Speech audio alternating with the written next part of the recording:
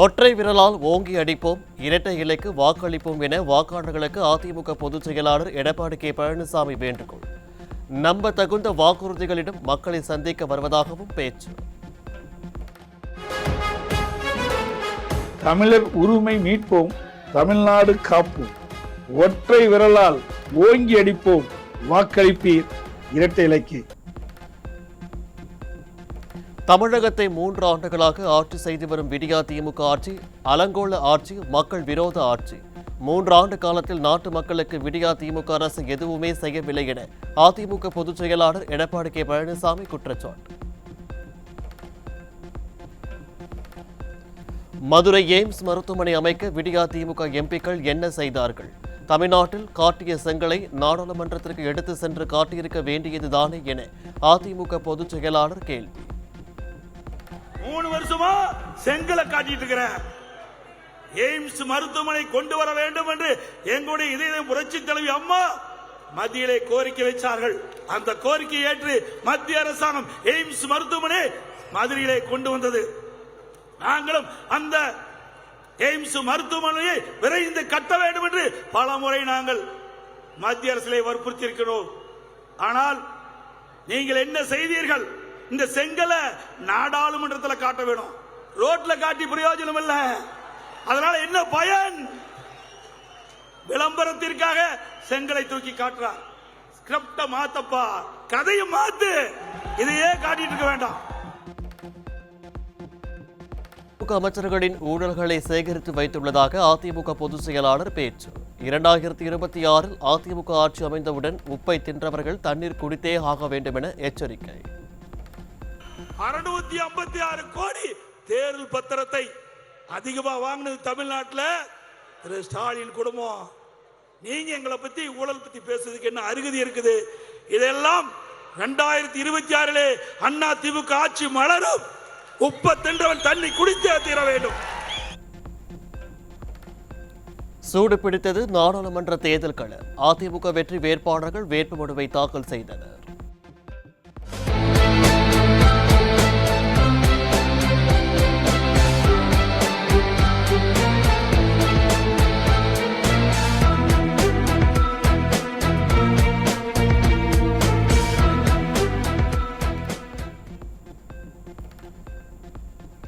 கோவை நாடாளுமன்ற தொகுதி அதிமுக வேட்பாளர் சிங்கி ராமச்சந்திரன் வேட்புமனு தாக்கல். முன்னாள் அமைச்சரும் அதிமுக தலைமை நிலைய செயலாளருமான SP வேலுமணி முன்னிலையில் வேட்புமனு தாக்கல் செய்தார். விழுப்புரம் நாடாளுமன்ற தொகுதி அதிமுக வேட்பாளர் பாக்யராஜ் வேட்புமனு தாக்கல். முன்னாள் அமைச்சரும் அதிமுக மாநிலங்களவை உறுப்பினருமான CV சண்முகம் முன்னிலையில் வேட்புமனு தாக்கல் செய்தார். விழுப்புரம் நாடாளுமன்ற தொகுதியில் அதிமுக வேட்பாளர் பாக்யராஜ் அமோக வெற்றி பெறுவார். அதிமுக MP CV சண்முகம் உறுதி.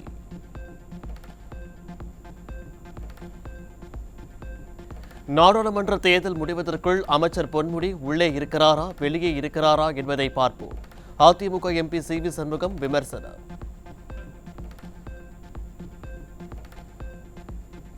திமுகவை அழிக்க வேண்டும் என்பதற்காக தொடங்கப்பட்ட இயக்கம் அதிமுக. ஸ்டாலினும் மோடியும் மக்களை ஏமாற்றி வருகிறார்கள் என விமர்சனம். அதிமுகவிற்கு எதிரி என்றால் அது திமுக மட்டுமே என முன்னாள் அமைச்சரும் அதிமுக MPயுமான CV சண்முகம் பேச்சு. விழுப்புரம் நாடாளுமன்ற வேட்பாளர் பாக்யராஜ் அறிமுக கூட்டத்தில் விடியா திமுகவை சாடிய முன்னாள் அமைச்சர்.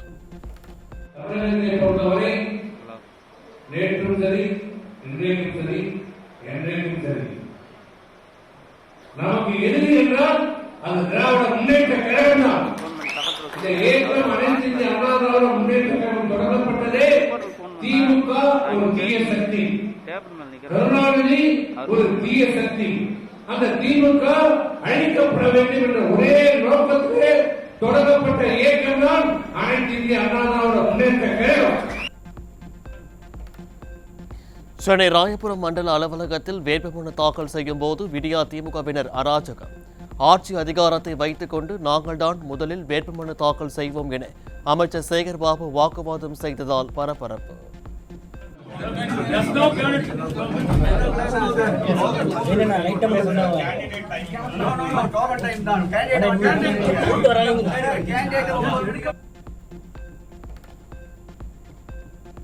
வடசென்னையில் வேட்புமனு தாக்கலின் போது திமுகவினர் அதிகார துஷ்பிரயோகம் செய்தனர். அதிமுக தான் முதலில் வந்ததாக கூறிய தேர்தல் அலுவலரையும் விடியா திமுகவினர் மிரட்டியதாக முன்னாள் அமைச்சர் ஜெயக்குமார் குற்றச்சாட்டு. திமுக வேட்பாளருக்கு பதில் வேறு ஒருவர் டோக்கன் வாங்கி வைத்திருப்பது மோசடி செயல். தேர்தலுக்கு முன்பாகவே தனது ஆட்சி அதிகாரத்தை பயன்படுத்தி விடியா திமுகவினர் மோசடி செய்வதாக முன்னாள் அமைச்சர் ஜெயக்குமார் குற்றச்சாட்டு. தேர்தல் அதிகாரி முன்பு திமுக அமைச்சர் சேகர்பாபு அதிமுகவினரை ஒருமையில் பேசி வாக்குவாதம். தேர்தலுக்கு முன்பே திமுகவினர் அராஜகத்தில் ஈடுபடும் நிலையில் நாடாளுமன்ற தேர்தல் நியாயமாக நடக்குமா என மக்கள் கேள்வி.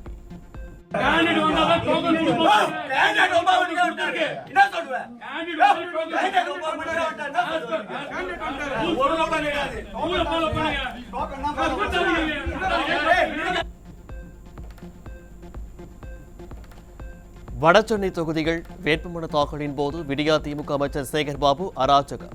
தலைமை தேர்தல் அதிகாரியிடம் அதிமுக புகார். பொய் வாக்குறுதிகளை அள்ளி வீசும் விடியா திமுகவிற்கு முடிவு கட்ட தயாராகும் விழுப்புரம் மாவட்ட மக்கள். இளையோர் முதல் முதியோர் வரை ஆர்வமுடன் வீடுகள் முன்பு இரட்டை இலை சின்னத்தை வரைந்து ஆதரவு தெரிவித்தனர். கண்ணுமணி சின்னமணி முத்துமணி தங்கமணி போடு போடு இரட்டை இலை கோலம். வெள்ளிமணி ஓசை என வெற்றி மணி ஓசை வரும் போடு போடு இரட்டை இலை. யார் வந்தான்னா வரலாம், ரெட்டலை தான் ஜெயிக்கும், ரெட்டலை தான் ஜெயிக்கும், ரெட்டலை தான் ஜெயிக்கும். ரெட்டையால யாரு வந்தா என்ன வராப்டா என்ன, ரெட்டையால தான் ஜெயிக்கும். சென்னையில் சிக்கிய கண்டெய்னர் லாரிகள் மூட்டை மூட்டையாக இருந்த பாஜக கொடி, தொப்பி, முகக்கவசம் பறிமுதல். லாரி ஓட்டுநரை பிடித்து தேர்தல் பறக்கும் படையினர் தீவிர விசாரணை.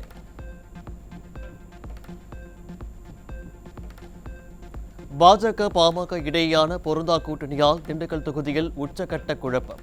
அதிமுக கூட்டணி கட்சி வேட்பாளர் முகமது முபாரக் வெற்றி வாய்ப்பு பிரகாசம்.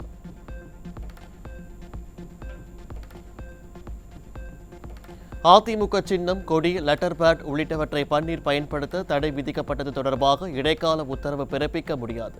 பன்னீர் தொடர்ந்த மேல்முறையீட்டு மனு மீதான இறுதி விசாரணை ஜூன் 10ஆம் தேதிக்கு ஒத்திவைத்தது சென்னை உயர்நீதிமன்றம். எனக்கு சீட்டு வேண்டாம், திமுக காரர்களே போட்டி போட்டுக்கங்க என மேடையில் கண்ணீர் விட்டு கதறி எழுத துரை வைகோ. வைகோவின் வாரிசு முதல் கூட்டத்திலேயே அழுது புலம்ப வைத்த திமுக நிர்வாகிகள். எனக்கு விருப்பமில்லாத ஒண்ணு, நான் ஒரு அரசியல்ல வந்து இந்த எம்பி தேர்தல் எனக்கு பெரிய ஒரு வேட்கை கிடையாது. எங்க அப்பா காண்டி, எங்க கட்சிக்காரனுக்காண்டி, எங்க கட்சிக்காண்டி, எங்க அப்பா காண்டி 30 வருஷம் உழைச்சு தேஞ்சிட்டாங்க. நாமக்கல் அருகே 15 கோடி ரூபாய் மதிப்பிலான தங்க நகைகள் பறிமுதல். உரிய ஆவணங்கள் இல்லாததால் தேர்தல் பறக்கும் படையினர் நடவடிக்கை. ஒசூர் அருகே கர்நாடகாவில் இருந்து சேலத்திற்கு 600 கிலோ குட்கா கடத்த முயன்ற ராஜஸ்தானை சேர்ந்த இருவர் கைது. நிர்வாக திறனற்ற விடியா ஆட்சியில் தமிழகம் போதைக் கிடங்காக மாறிவிட்டதாக மக்கள் குற்றச்சாட்டு. திருச்செந்தூர் அருகே திமுக கூட்டத்தில் பிரதமர் குறித்து அமைச்சர் அனிதா ராதாகிருஷ்ணன் கடுமையாக தாக்கி பேசிய விவகாரம். காவல் நிலையத்தில் பாஜகவினர் அளித்த புகாரின் பேரில் வழக்கு பதிவு செய்துள்ள போலீசார். தேனியில் உதயநிதி ஸ்டாலினை வரவேற்க பெண்களுக்கு பட்டப்பகலில் பணப்பட்டுவாடா. ஆளுங்கட்சியினரின் அராஜக விதிமீறல்களை வேடிக்கை பார்க்கும் தேர்தல் ஆணையர். அருப்புக்கோட்டையில் ஆரத்தி தட்டில் பணம் போட்ட பாஜக வேட்பாளர் ராதிகாவின் கணவர் சரத்குமார். தேர்தல் முறைகேட்டில் ஈடுபட்டவர்கள் மீது தேர்தல் ஆணையம் உரிய நடவடிக்கை எடுக்க அதிமுகவினர் வலியுறுத்தல். கள்ளக்குறிச்சியில் நடைபெற்ற வேட்பாளர் அறிமுக கூட்டத்தில் அரட்டை அடித்துக் கொண்டிருந்த திமுக உடன்பிறப்புகள். ஆளே இல்லாத டீக்கடையில் யாருக்கு டீ ஆத்திர என்பது போல் காலி நாற்காலிகளை பார்த்து வாக்கு சேகரித்த அமைச்சர் ஏவா வேலு.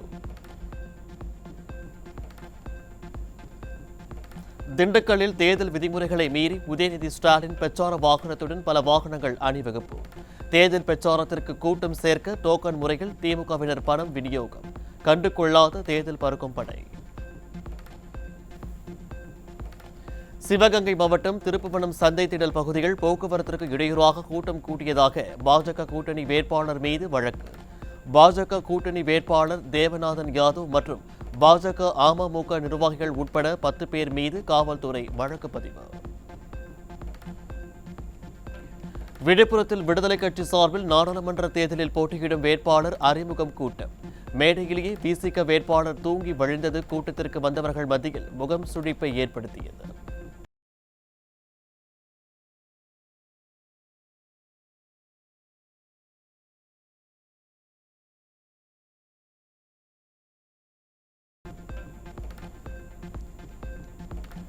கோவில்பட்டி பேருந்து நிலையம் எதிரே காங்கிரஸ் கட்சி பிரமுகர் திடீரென்று தீக்குளிக்க முயற்சி. காங்கிரஸ் வேட்பாளர் பட்டியலை ரத்து செய்யுங்கள் என முழங்கியபடி விபரீத முடிவு. தலைவர் ராகுல் காந்தியை ஏமாற்றுகின்ற நோக்கத்தில் ராகுல் காந்தியை பின்னால் இருந்து கொண்டு புரோக்கர் வேலை பார்த்து கோடிக்கணக்கான ரூபாய்க்கு எம்பி சீட்டுகள் விற்கப்படுகின்றன. சென்னை புளியந்தோப்பு பகுதியில் போதை மாத்திரை விற்பனை செய்த வழக்கில் முக்கிய நபர் கைது.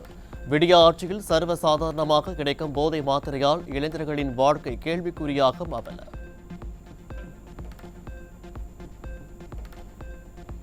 சென்னை ராஜீவ்காந்தி அரசு மருத்துவமனையில் குடிநீர் வசதி இல்லாததால் நோயாளிகள் கடும் அவதி. தலைவிரித்தாடும் தண்ணீர் பஞ்சத்தை பொம்மை முதல்வர் ஸ்டாலின் கண்டுகொள்வதில்லை என மக்கள் குற்றச்சாட்டு. திருச்செந்தூர் சுப்பிரமணிய சுவாமி கோவிலில் பங்குனி உத்திர திருவிழா. விடியா திமுக அரசு தேவையான அடிப்படை வசதிகளை செய்து கொடுக்கவில்லை என பக்தர்கள் குற்றச்சாட்டு.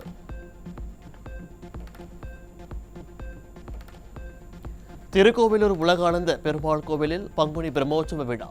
4 மாட வீதிகளில் வந்த தேரை வடம் பிடித்து இழுத்த பக்தர்கள்.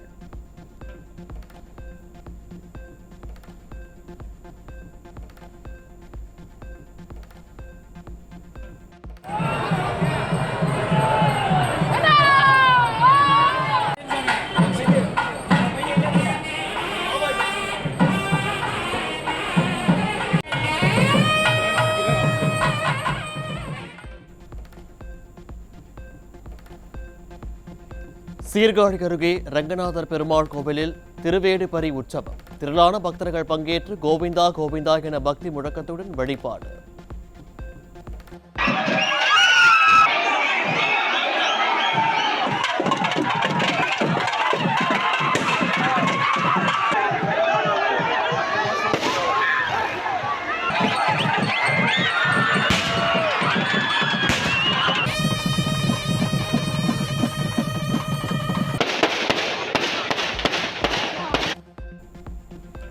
நாடு முழுவதும் ஹோலி பண்டிகை கோலாகல கொண்டாட்டம். வட மாநிலங்களில் மக்கள் ஒருவருக்கொருவர் வண்ணப்பொடிகளை பூசி உற்சாகம்.